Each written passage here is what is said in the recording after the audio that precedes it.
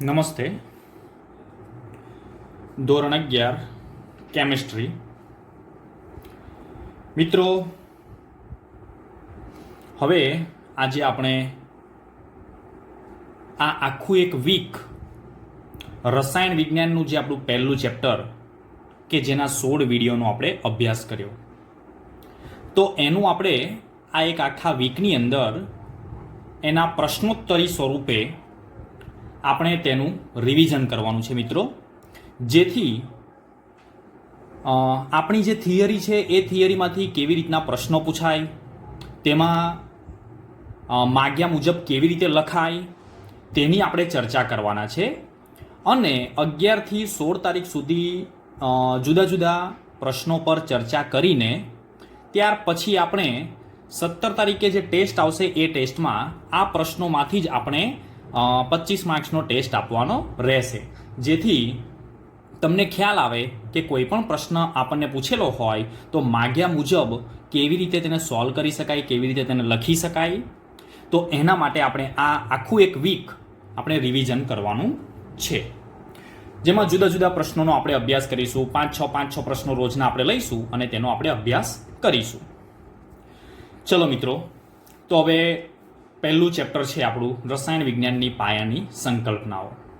એમાં આપણે પહેલો પ્રશ્ન લઈશું, તત્વ પર નોંધ લખો. મિત્રો, મને ખબર છે કે તમને તત્વ વિશે ખ્યાલ હશે જ, છતાં પણ આપણે જ્યારે રિવિઝન કરીએ છીએ ત્યારે વધારે સ્પષ્ટ થવાનો આપણે પ્રયત્ન કરીશું. તો મિત્રો, તત્વ એટલે તે એક જ પ્રકારના કણો ધરાવે છે. તો પહેલું વિધાન આપણે લખીશું કે એક જ પ્રકારના કણો ધરાવે. મિત્રો, તમને એ પણ કહી દઈશ કે હું અહીંયા પૂરેપૂરું આખા વાક્યમાં જવાબ નહીં લખી શકું, કારણ કે આપણે વિડીયોની જે લેન્થ છે એ લેન્થ વધી જશે, જેથી હું અહીંયા નાના નાના ટોપિક સ્વરૂપે એનો જવાબ લખીશ, જેથી તમને ખ્યાલ આવે કે કઈ રીતે લખી શકાય. તો તત્વો એક જ પ્રકારના કણોના બનેલા હોય છે અને તે પરમાણુઓ કે અણુઓ હોઈ શકે. પરમાણુ કે અણુ હોઈ શકે. મિત્રો, ફોર એક્ઝામ્પલ આપણે જોઈએ, ચલો તત્વનું ઉદાહરણ જોવું છે આપણે, તો અહીંયા હું એની સંજ્ઞા જ લખીશ. સોડિયમ તત્વ છે, કોપર તત્વ છે, સિલ્વર તત્વ છે, હાઇડ્રોજન તત્વ છે, ઓક્સિજન તત્વ છે, નાઇટ્રોજન તત્વ છે. મિત્રો, આવા જુદા જુદા તત્વો પરમાણુ અને અણુ સ્વરૂપે હોય છે. હવે આ બધા જ એક જ પ્રકારના પરમાણુઓ ધરાવતા હોય છે. મિત્રો, યાદ રાખીશું આપણે, આ બધા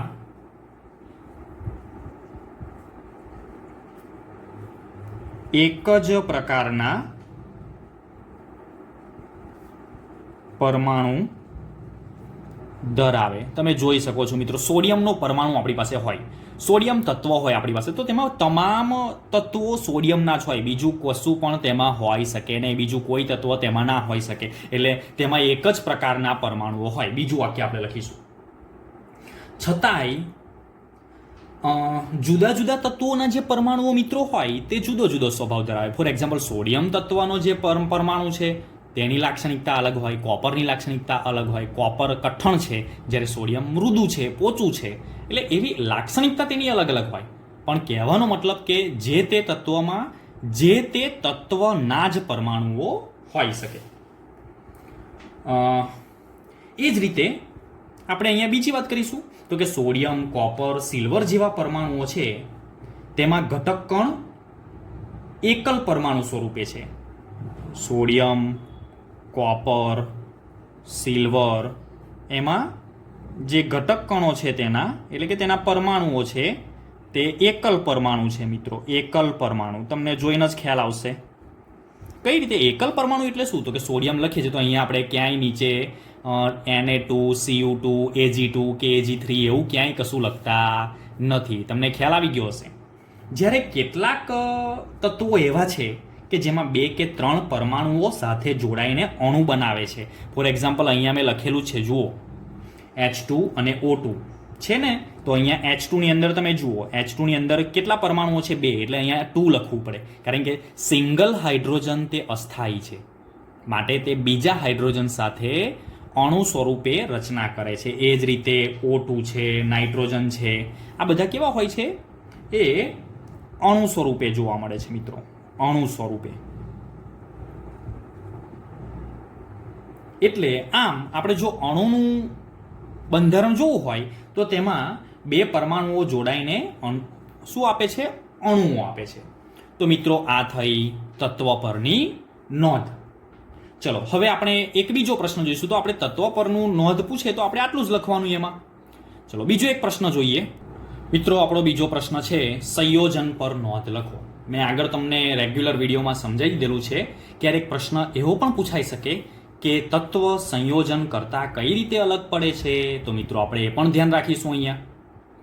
ચલો સંયોજન વિશે આપણે સમજીએ. સંયોજન એટલે શું? તો જ્યારે જુદા જુદા તત્વોના 2 કે વધુ પરમાણુઓ સંયોજાય છે ત્યારે સંયોજન બને. એટલે અહીંયા પહેલા લખીશું તો કે જ્યારે જુદા જુદા તત્વોના 2 કે તેથી વધુ પરમાણુ ભેગા થઈને કાં તો સંયોજાઈને શું બનાવે? સંયોજન બનાવશે. હા મિત્રો, હવે આપણે ખાસ ધ્યાન રાખીશું, અહીંયા એક જ પ્રકારનો તત્વ હોય છે, જ્યારે અહીંયા 2 જુદા જુદા પ્રકારના તત્વો જોવા મળે છે. ખાસ આપણે અહીંયા ધ્યાન રાખીશું, જુદા જુદા તત્વોના 2 કે તેથી વધુ પરમાણુ સંયોજાઈને સંયોજન બનાવે. ફોર એક્ઝામ્પલ, જો તેનું આપણે ઉદાહરણ જોવું હોય તો આપણી પાસે આપણે જે રોજ જળ એ જ જીવન આપણને ખ્યાલ છે, તો પાણી એક સંયોજન છે, એમોનિયા NH3 એ પણ એક સંયોજન છે, કાર્બન ડાયોક્સાઇડ એ પણ એક સંયોજન છે. ઘણા બધા છે મિત્રો આવા સંયોજનો. તો જુઓ આની અંદર તમને ખ્યાલ આવશે જુદા જુદા તત્વોના. તો ચલો આપણે અહીંયા સમજીએ. અહીંયા H2O છે, તો 2 જુદા જુદા તત્વો મિત્રો તમને દેખાય છે. એક હાઇડ્રોજન તત્વ, એક ઓક્સિજન તત્વ. 2 કે તેથી વધુ પરમાણુ. તો અહીંયા કેટલા પરમાણુ છે? હાઇડ્રોજનના 2 અને ઓક્સિજનનો 1, તો ટોટલ 3 પરમાણુ થયા. અને એ સંયોજાઈને શું બનાવે છે? સંયોજન. તો મિત્રો તમને ખ્યાલ આવી ગયો હશે કે સંયોજન એ શું છે. ચલો એ જ રીતે આપણે સંયોજનના જુદા જુદા તત્વોના પરમાણુઓ નિશ્ચિત હોય. મિત્રો આની અંદર જે સંયોજનમાં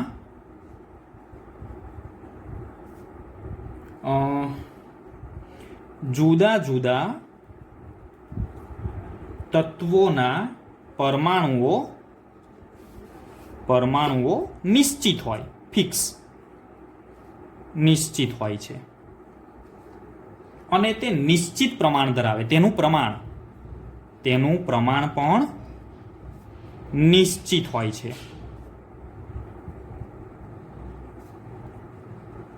ખાસ મિત્રો આપણે અહીંયા ધ્યાન રાખીશું, H2O છે તો કે ચલો 2 હાઇડ્રોજન ને 2 ઓક્સિજનથી H2O ના બને તો પાણી નથી બનતું. એનો રેશિયો કમ્પ્લીટ જ હોય. હાઇડ્રોજનના 2 જ પરમાણુ જોઈએ અને ઓક્સિજનનો 1 જ જોઈએ.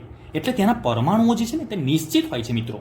સંયોજનમાં જુદા જુદા તત્વોના પરમાણુઓ કેવા હોય છે? નિશ્ચિત હોય છે અને તેનું પ્રમાણ પણ નિશ્ચિત હોય છે. સંયોજનના ગુણધર્મો તેના ઘટક કણો કરતાં જુદા હોય છે મિત્રો. ખાસ ધ્યાન રાખીશું, મોસ્ટ આઈએમપી પોઈન્ટ છે. સંયોજનના ગુણધર્મો તેના ઘટક કણો કરતાં જુદા હોય. તો અહીંયા મિત્રો આપણે સમજીએ. જુઓ, ધારો કે આપણને ખ્યાલ છે કે હાઇડ્રોજન છે, બરોબર. ચલો એક ઉદાહરણ આપણે લઈએ, પાણીનું ઉદાહરણ લઈએ. તો પાણીની વાત કરીએ તો જેમાં બે તત્વો છે અહીંયા. એક હાઇડ્રોજન, તો હાઇડ્રોજન કેવો છે? સ્વભાવે દહનશીલ. તેનો ગુણધર્મ કેવો છે? દહનશીલ, સળગે તેવો, બરોબર. ચલો ઓક્સિજન, તો એ છે દહન પોષક છે. એટલે કે દહન પોષક એટલે દહનને પોષે છે, એટલે કે તે સળગાવે છે. આ સળગે એવો છે અને આ સળગાવે એવો છે. હવે તમે વિચાર કરો કે હાઇડ્રોજન ને ઓક્સિજન ભેગો થાય તો ધડાકો થવો જોઈએ, પરંતુ હાઇડ્રોજન અને ઓક્સિજન ભેગું થઈને પાણી બનાવે છે મિત્રો. અને જે કેવું છે, જે આગને ઓલવનાર છે મિત્રો. પાણી જે છે તે આગને ઓલવનાર છે. એટલે આ ગુણધર્મો અને આ ગુણધર્મો એકબીજાનાથી અલગ પડે છે. આ સંયોજન બને છે. જ્યારે બંને મૂળ તત્વો જે છે એના ગુણધર્મો કરતાં સંયોજનના ગુણધર્મો કેવા હોય છે? અલગ અલગ હોય છે. તો આ રીતે આપણે સંયોજનની પણ આપણે વાત કરી શકાય. બરોબર? તો આ રીતે આપણે એને લખીશું પોઈન્ટ વાઇઝ. ચલો હવે આગળનો એક પ્રશ્ન જોઈએ. તો આગળનો આપણો પ્રશ્ન છે દ્રવ્યના ગુણધર્મો વિશે લખો. તો મિત્રો આપણને ખ્યાલ છે કે દરેક દ્રવ્ય કે દરેક પદાર્થ એક વિશિષ્ટ અથવા લાક્ષણિક ગુણધર્મો ધરાવતા હોય છે અને તેને આધારે તેને બે ભાગમાં વહેંચી શકાય. તો અહીંયા બે પ્રકારના ગુણધર્મો મિત્રો જોવા મળે છે. તો પહેલું છે ભૌતિક ગુણધર્મો. ભૌતિક ગુણધર્મો અને બીજું છે રાસાયણિક ગુણધર્મો. તેની આપણે ચર્ચા ફરી કરીએ. ચલો, ભૌતિક ગુણધર્મો એટલે મિત્રો કેવા? તો આપણે રેગ્યુલર વિડીયોમાં શીખ્યા હતા કે ભૌતિક ગુણધર્મો એટલે એવા ગુણધર્મો કે જે પદાર્થનું સંઘટન, પદાર્થનું બંધારણ બદલ્યા વગર કે પદાર્થની ઓળખ બદલ્યા વગર માપી શકાય. તો અહીંયા એક જ શબ્દ લખીશ કે પદાર્થની ઓળખ બદલ્યા વગર માપી શકાય કાં તો તેનું અવલોકન કરી શકાય. તો ફોર એક્ઝામ્પલ એવા કયા કયા ગુણધર્મો છે કે જેમાં પદાર્થની ઓળખ બદલાતી નથી? તો કોઈ દ્રવ્યનો રંગનું અવલોકન કરવું હોય તો રંગનું અવલોકન કરવામાં કંઈ તેના કોઈ ઓળખ બદલાઈ જતી નથી. બીજો વાસ, કોઈ પણ પદાર્થની વાસ, તેનું ગલનબિંદુ. મિત્રો આ બધા ગુણધર્મો એવા છે કે જેમાં તેની ઓળખ બદલાતી નથી. ઉત્કલમ બિંદુ, ઘનતા. તો આ બધા જ ગુણધર્મો જ્યારે આપણે માપીએ છીએ ત્યારે તેની ઓળખ બદલાતી નથી અને તેનું અવલોકન કરી શકાય છે. ચલો આપણે બીજો પ્રકાર જોઈએ, રાસાયણિક ગુણધર્મો. રાસાયણિક ગુણધર્મો. તો જુઓ મિત્રો, અહીંયા રાસાયણિક ગુણધર્મોની આપણે વાત કરીએ ત્યારે આના કરતાં બિલકુલ વિરુદ્ધ, કે આનું જ્યારે આપણે માપન કે અવલોકન કરીએ ત્યારે તેમાં રાસાયણિક ફેરફાર થવો જરૂરી છે. તો કે અહીંયા આપણે લખીશું કે રાસાયણિક ગુણધર્મોના માપન કે અવલોકન કરવા માટે આ ગુણધર્મો ના અવલોકન કરવા માટે રાસાયણિક ફેરફાર થવો જરૂરી છે. હા મિત્રો, ખાસ આપણે ધ્યાન રાખીશું, રાસાયણિક ગુણધર્મોમાં શું થાય? રાસાયણિક ફેરફાર થવો જરૂરી છે. અહીંયા ઓળખ બદલ્યા વગર તેને માપી શકાય. તો એવા કયા કયા ગુણધર્મો છે? તો હા, કોઈ પણ પદાર્થની એસિડિકતા હોય, તો એસિડિકતા જો આપણે માપવી હોય તો કેટલાક તેના પ્રયોગ કરવા પડે જેમાં રાસાયણિક ફેરફાર થશે. પછી કોઈ પણ પદાર્થની બેઝિકતા હોય તો એ પણ માપવા માટે રાસાયણિક ફેરફાર થાય છે. પદાર્થની દહનશીલતા. મિત્રો આ બધા જે ગુણધર્મો છે તે આપણે યાદ રાખીશું. એવા ગુણધર્મો છે કે જેનું માપન કરીએ ત્યારે તેમાં રાસાયણિક ફેરફાર થતો હોય છે. આ સિવાય પણ મિત્રો કેટલાક ગુણધર્મો દ્રવ્યના એવા છે કે જેમાં જથ્થાત્મક, જેને આપણે કહીશું જથ્થાત્મક અવલોકન, કે તેના માપનને તેની સંખ્યા અને એકમ સાથે દર્શાવી શકાય. તો એને આપણે જથ્થાત્મક ગુણધર્મો કહીશું. અહીંયા હું અલગ રીતે લખું છું, જથ્થાત્મક ગુણધર્મો. તો જથ્થાત્મક ગુણધર્મો એટલે કેવા ગુણધર્મો કે જેમાં જે ગુણધર્મોના માપન માટે સંખ્યા લખવી પડે પ્લસ તેનો શું લખવો પડે? પાછળ એકમ લખવો પડે. તો જુઓ એવા ગુણધર્મો કયા છે? તો એવા ગુણધર્મો છે મિત્રો, પહેલાં તો લંબાઈ. જો આપણે કોઈ પણ વસ્તુની લંબાઈ માપવી હોય તો આપણે ચલો ધારો કે એક બારણાની લંબાઈ 3 મીટર છે, તો 3 તે સંખ્યા અને મીટર તે તેનો એકમ છે, એટલે તેને જથ્થાત્મક ગુણધર્મ આપણે કહીશું. ખ્યાલ આવી ગયો તમને? ચલો બીજું છે ક્ષેત્રફળ, કદ વગેરે, એ સ્વભાવે જથ્થાત્મક છે. ચલો મિત્રો, હવે આપણે એક બીજો ક્વેશ્ચન લઈશું. મિત્રો, આગળનો આપણો પ્રશ્ન છે દ્રવ્યનું સ્થૂળદર્શીય વર્ગીકરણ કરો. ચલો, ખાસ આપણે ધ્યાન રાખીશું દ્રવ્યનું વર્ગીકરણ બે રીતે થાય છે. એક તો ભૌતિક અવસ્થાને આધારે, એટલે એ આપણે તો જાણીએ છીએ, સૌથી સહેલો પ્રશ્ન છે. જો આપણને દ્રવ્યનું ભૌતિક અવસ્થાને આધારે વર્ગીકરણ પૂછે તો આપણને ખ્યાલ છે તેના 3 પ્રકારે થાય છે. ફોર એક્ઝામ્પલ, ઘન, પ્રવાહી અને વાયુ. જે આપણને ખબર છે કે ઘનમાં જે ઘન પદાર્થની અંદર ઘટક કણો હોય છે તે એકબીજાની નજીક હોય છે, વ્યવસ્થિત ક્રમબદ્ધ ગોઠવાયેલા હોય છે, તેમની હેરફેર માટે મુક્ત અવકાશ હોતો નથી. એ જ રીતે પ્રવાહીમાં કણો એકબીજાની નજીક હોય છે પણ તે હરીફરી શકે આજુબાજુ એવા હોય છે. તેમાં આંતર આણવીય આકર્ષણ બળ ઘન પદાર્થ કરતાં ઓછું હોય છે. એ જ રીતે વાયુ, તો વાયુમાં કણો ઘન અને પ્રવાહીના સરખામણીમાં એકબીજાથી ઘણા જ દૂર હોય છે અને તેમની હેરફેર સરળ અને ઝડપી છે. તેમાં આંતરાણવીય આકર્ષણ બળ સૌથી ઓછું હોય છે. અને વાયુ છે તે તો પ્રસરણનો ગુણધર્મ ધરાવે છે. એક રૂમની અંદર જો તમે કોઈ વાયુની બોટલ એક ખૂણા પરથી છોડવામાં આવે તો આખા રૂમની અંદર થોડાક જ સમયની અંદર તે પસરી જાય છે. તો તે પ્રસરણનો પણ ગુણધર્મ ધરાવે છે. તો મિત્રો, આ જે વાત મેં કરી તે દ્રવ્યનું ભૌતિક અવસ્થાને આધારે વર્ગીકરણ થઈ શકે. તો એ વર્ગીકરણ તમારે આટલું એમાં લખવું પડે. ઘન, પ્રવાહી અને વાયુ, તો તેના ત્રણેયના ગુણધર્મો આપણે લખવાના છે. ચલો, હવે આપણને પૂછેલું છે શું? તો કે સ્થૂળદર્શીય રીતે એનું વર્ગીકરણ કરવાનું છે. માક્રોસ્કોપિક અથવા તો રાસાયણિક રીતે. સ્થૂળદર્શીય શબ્દને આપણે બીજી રીતે ઓળખીશું. રાસાયણિક રીતે તેનું વર્ગીકરણ જો કરવાનું હોય તો આપણે કઈ રીતે કરીએ? તો અહીંયા આપણે પહેલું એનું વર્ગીકરણ કરીશું. તો દ્રવ્ય છે, દ્રવ્યને 2 વિભાગની અંદર વહેંચેલું છે. તો રાસાયણિક રીતે જ્યારે એનું વર્ગીકરણ કરવાનું થાય તો એક છે દ્રવ્યને મિશ્રણ તરીકે, જેને મિશ્રણો કહીશું આપણે, અને એક શુદ્ધ પદાર્થ તરીકે તેનું વિભાજન કરેલું છે. પ્રથમ વિભાજન દ્રવ્યનું મિશ્રણો અને શુદ્ધ પદાર્થો તરીકે કરેલું છે. ચલો, ફરી મિશ્રણોના પણ 2 પ્રકાર પાડેલા છે. તો મિશ્રણમાં આવશે એક છે સમાંગ મિશ્રણ અને બીજું આવશે વિસમાંગ મિશ્રણ. ચલો, આ બાજુ શુદ્ધ પદાર્થોની અંદર આગળ આપણે જોઈ લીધું.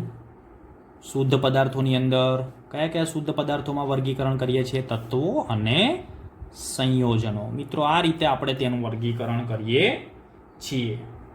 આપણી આસપાસ રહેલા મિત્રો બધા જ પદાર્થો છે એ બધા જ પદાર્થો કેવા છે? મિશ્રણ સ્વરૂપે જ જોવા મળે છે. ફોર એક્ઝામ્પલ, હવા પણ એક મિશ્રણ છે. આપણે ચા મૂકીએ છીએ તો ચામાં પણ આપણે બધું મિશ્રણ ભેગું કરીએ છીએ. ચા, ખાંડ, પાણી, દૂધ વગેરે એ મિશ્રણ છે. ખાંડનું દ્રાવણ બનાવીએ તો એ પણ મિશ્રણ છે. તો આ બધા મિશ્રણના જુદા જુદા ઉદાહરણો છે. મિશ્રણમાં શું હોય છે મિત્રો? તો કે 2 કે તેથી વધુ પદાર્થો રહેલા હોય અને એ પદાર્થોને આપણે ઘટક તરીકે ઓળખીએ છીએ. તો કે કોઈ મિશ્રણમાં 3 ઘટકો હોય, કોઈ મિશ્રણમાં 4 ઘટકો હોય, કોઈ મિશ્રણમાં 2 ઘટકો હોય. જ્યારે શુદ્ધ પદાર્થોને મિશ્રણ કરતાં અલગ લાક્ષણિકતા હોય અને શુદ્ધ પદાર્થોની અંદર આનું જે સંગઠન હોય તે નિશ્ચિત હોય છે. જ્યારે મિશ્રણમાં ઘટકો ગમે તે પ્રમાણમાં જોવા મળે છે. કારણ કે આપણે જ્યારે શુદ્ધ પદાર્થો અને મિશ્રણનો તફાવત કદાચ પૂછે તો આપણને આવડવું જોઈએ. તો મિશ્રણનું સંગઠન ચલિત હોય છે, જ્યારે શુદ્ધ પદાર્થોનું સંગઠન ચલિત હોતું નથી, નિશ્ચિત હોય છે. અને મિશ્રણમાં ઘટકો ગમે તે પ્રમાણમાં જોવા મળે છે, આમાં ઘટકો નિશ્ચિત પ્રમાણમાં જોવા મળે છે. તો આ રીતે આપણે દ્રવ્યનું સ્થૂળદર્શીય રીતે આપણે એનું વર્ગીકરણ કરી શકીએ છીએ અને થોડુંક એમાં આપણે લખી શકીએ છીએ. આમાં આપણે જોઈ શકીએ શુદ્ધ પદાર્થોની અંદર તત્વો અને સંયોજનોની વાત કરીએ તો H2O2 સોડિયમ કોપર જે આપણે આગળ જોયું, સંયોજનમાં H2O લખી શકીએ, CO2 લખી શકીએ. તો આ રીતે એમાં એનું સંગઠન ફિક્સ હોય છે, એનું બંધારણ ફિક્સ હોય છે. ધારો કે ગ્લુકોઝ છે તો ગ્લુકોઝનું જે બંધારણ છે C6 H12O6. તો આમાં 6 પરમાણુ કાર્બનના જ હોય, 12 પરમાણુ હાઇડ્રોજનના જ હોય અને ઓક્સિજનના 6 પરમાણુ આમ નિશ્ચિત હોય છે આ. જ્યારે આમાં મિશ્રણ તમે ગમે તે મિશ્રણ લો તો એમાં એનું સંગઠન એટલે વધારે ઓછી તેમાં હોઈ શકે. ધારો કે દાળ અને ચોખાનું મિશ્રણ, તો એવું જરૂર નથી કે ચલો એની અંદર દાળ અને ચોખાનું પ્રમાણ નિશ્ચિત હોવું જોઈએ. ગમે તે પ્રમાણ એને મિશ્રણ કહી શકાય આપણે. અને આ મિશ્રણના આ જે શુદ્ધ પદાર્થોના ઘટકોને મિત્રો આપણે સાદી ભૌતિક પદ્ધતિઓથી આપણે અલગ કરી શકાશે નહીં. આટલું યાદ રાખીશું. શુદ્ધ પદાર્થોને આપણે સાદી ભૌતિક પદ્ધતિથી આપણે અલગ કરી શકાતા નથી. જ્યારે મિશ્રણમાંના જે ઘટકો હોય છે તેને આપણે સાદી ભૌતિક પદ્ધતિથી આપણે અલગ કરી શકીએ છીએ. ફોર એક્ઝામ્પલ વીણમાંથી એને અલગ કરી શકીએ, ગાળણ પદ્ધતિથી અલગ કરી શકીએ, સ્ફટિકીકરણથી અલગ કરી શકીએ. તો આ પદ્ધતિ પણ આપણે યાદ રાખીશું. ક્યારેક પદ્ધતિ પણ પૂછાય. બરોબર? તો ચલો આ રીતે આપણે તેનું વર્ગીકરણ કરીશું. હવે આપણે આગળનો એક પ્રશ્ન જોઈએ. ચલો આગળનો આપણો પ્રશ્ન છે મિશ્રણના પ્રકારો સમજાવો. તો આપણે આગળ દ્રવ્યનું વર્ગીકરણ કર્યું રાસાયણિક રીતે, તેમાંથી આપણે એક મિશ્રણનો મુદ્દો ઉઠાવી લીધો અને મિશ્રણના પ્રકારો આપણે જુદા જુદા જોવાના છે. તો એ પહેલાં આપણે અહીંયા એ પણ લખી દેવું પડે મિત્રો. તો મિશ્રણ એટલે શું એ આપણને ખ્યાલ છે. આપણી આજુબાજુ રહેલા બધા જ પદાર્થો, આજુબાજુ રહેલા ઘણા બધા પદાર્થો છે તે શું છે? મિશ્રણ છે.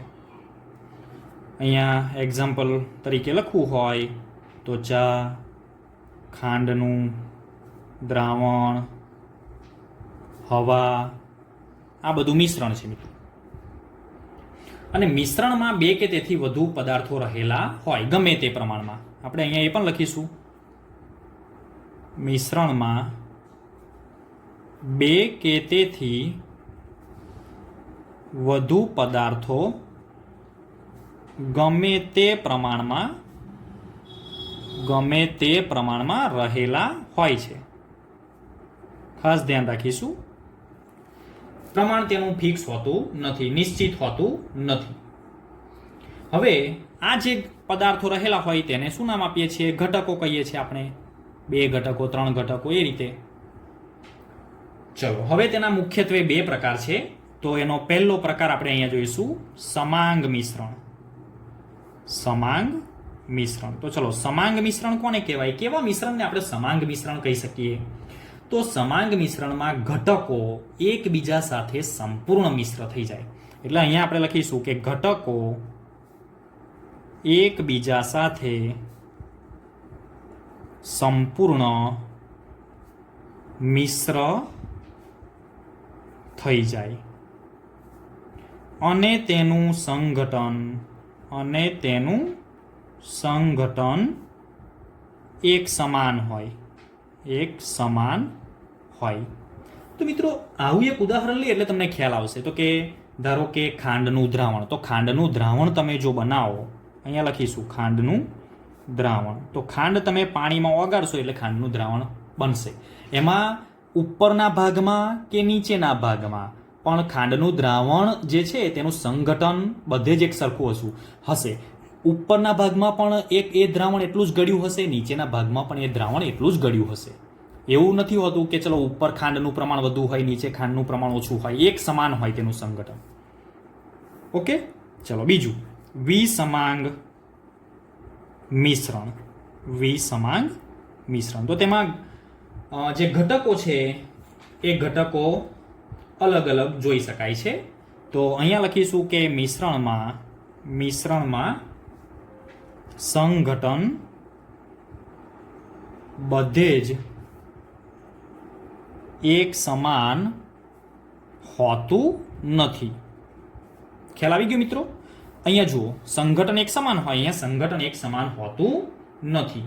અને ઘટકોને ક્યારેક તો એવું પણ થાય છે કે ઘટકોને અલગ અલગ જોઈ પણ શકાય. છે. દાખલા તરીકે ક્ષાર અને ખાંડનું દ્રાવણ હોય, મીઠું અને ખાંડનું દ્રાવણ, તો એને અલગ અલગ આપણે જોઈ શકીએ છીએ. મીઠું અને ખાંડનું દ્રાવણ. તો એને આપણે અલગ અલગ જોઈ શકીએ. અનાજ અને કઠોળના દાણા હોય, અનાજ અને કઠોળના દાણા સાથે કાંકરા હોય તો તેમાં પણ અલગ અલગ ઘટકો આપણે જોઈ શકીએ છીએ. તો આને આપણે વીણીને અલગ પણ કરી શકાય છે. એટલે મિશ્રણમાંના જે ઘટકો છે તેને ભૌતિક પદ્ધતિઓ, જેમ કે અહીંયા લખું છું વીણવું, ગાળણ, સ્ફટિકીકરણ, નિસ્યંદન વગેરે પદ્ધતિથી અલગ કરી શકાય છે. તો મિત્રો આ રીતે આપણે મિશ્રણના પ્રકારોની અંદર સમાંગ મિશ્રણ અને વિસમાંગ મિશ્રણ આ રીતે આપણે લખીશું. આને 2 ભાગ કરીને પણ લખી શકાય. તફાવતના સ્વરૂપે પણ જો પૂછી શકાય તો પણ તમે લખી શકો છો મિત્રો. એના ઉદાહરણ, એની વ્યાખ્યા છે, બરોબર. તો આ સંકલ્પના આપણે અહીંયા ક્લિયર કરીશું. ફરી બીજો પ્રશ્ન છે મિત્રો, 1 માર્ક્સની અંદર પૂછી શકાય તેવો એક પ્રશ્ન આપણે જોઈએ.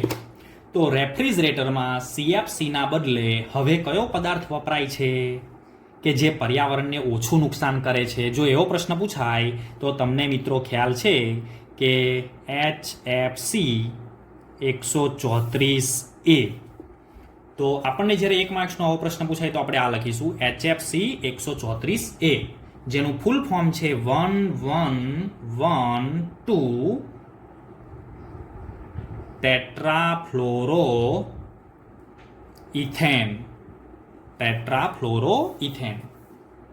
તો આ તેનું IUPAC નામ છે મિત્રો, જે આપણે ઓર્ગેનિકના ચેપ્ટરમાં આપણે શીખીશું કે કઈ રીતે તેનું IUPAC નામકરણ કરી શકાય.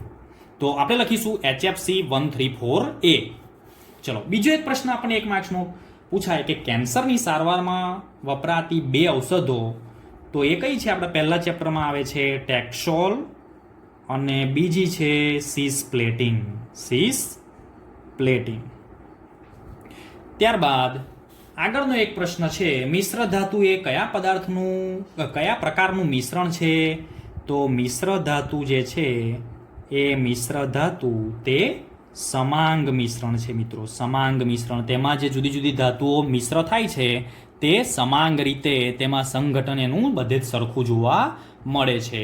તો મિત્રો આ રીતે આપણે પ્રશ્નોના જવાબ તૈયાર કરીશું. આની જે વર્કશીટ તમને મળશે, વર્કશીટના આની અંદર બધા જ જવાબ આપેલા છે. તો એ જવાબ આપણે આ વીકની અંદર સરસ રીતે તૈયાર કરીશું અને ફરી વીકના એન્ડમાં આપણે સન્ડે જ્યારે ટેસ્ટ આવશે ત્યારે બહુ જ સારી રીતે આપણે ટેસ્ટ આપીશું. Thank you.